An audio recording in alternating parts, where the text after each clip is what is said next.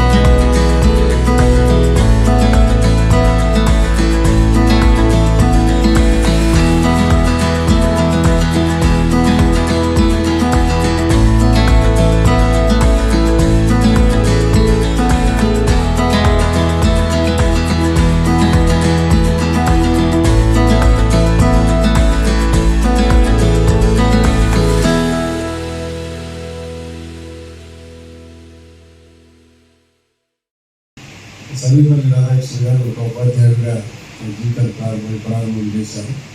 అటువంటి వ్యక్తిని వారి ఉపాధ్యాయుని స్టేషన్కి ఎక్కించాలంటే రాష్ట్రపతిగా చాలామంది జ్ఞాపకం కూడా ఆయన ఉపరాష్ట్రపతిగా రాష్ట్రపతిగా చేశారు. 2 సార్లు ఉపరాష్ట్రపతి, ఈసారి రాష్ట్రపతిగా చేయడం జరిగింది. వారు రాష్ట్రపతిగా ఉన్నప్పుడు కానీ ఉపరాష్ట్రపతిగా ఉన్నప్పుడు కానీ చాలామంది ఇక్కడ లేదు, చాలామంది పుట్టిన బహుశా చాలా సౌమ్య ఆయన పుట్టిన నేను కూర్చున్నాను. మీ అందరికీ ఆశిస్తుంది. ఆంధ్ర యూనివర్సిటీ హెచ్ఆర్సీగా వెళ్ళారు. నేను హైయర్ ఎడ్యుకేషన్ మినిస్టర్గా ఉన్నప్పుడు నేను విశాఖపట్నం పోయినప్పుడు నేను చెప్పాను, నాకు సర్వేపల్లి రాధాకృష్ణ గారు వైస్ ఛాన్సలర్ ఉండి ఇచ్చేది నేను మంత్రిగా ఉన్నప్పుడు వైస్ ఛాన్సలర్గా నా సీట్ అమలు చేశాను. ఆ సీట్ కూర్చోడానికి నాకు అవకాశం కలిగితే అని మీ అందరికీ ఆశిస్తుంది. విద్యార్థి ప్రజలు నాకు చాలా ఆప్యాయత, ప్రేమ, అభిమానం ఇచ్చారు. సుధాకర్ గారు చెప్పినట్టు ఎన్నో పదవులు బహుశా రాష్ట్రంలో నా అంత పదవులు అనిపించిన ముఖ్యమంత్రి వచ్చాము. కానీ గవర్నమెంట్ కూడా లివింగ్ స్టాండర్డ్స్ పెంచడానికి చాలా సపోర్ట్ ఇస్తూ ఉన్నారు, పేరెంట్స్ లివింగ్ స్టాండర్డ్స్ పెంచడానికి. సో హోలిస్టిక్ అప్రోచ్తో కానీ మనం మాట్లాడితే లాట్ ఆఫ్ ఇష్యూస్ ఉన్నాయి. ఆ అప్రోచ్తో కానీ వెళ్తే ఖచ్చితంగా మన స్టూడెంట్స్ ఉన్నత స్థాయికి వెళ్తారు. చాలా ఉజ్వలమైన భవిష్యత్తు ఇవ్వడానికి అన్ని విధాలు కూడా అవకాశం ఉంది. సో ఆ దిశగా ప్రయత్నం చేస్తున్నారు. మరింత ఎఫోర్ట్ పెట్టాల్సిన అవసరం కూడా ఉంది జిల్లాలో. మీ అందరికీ కూడా తెలియజేస్తూ మరొకసారి పేరున ప్రతి ఒక్కరికి అభినందనలు తెలియజేస్తూ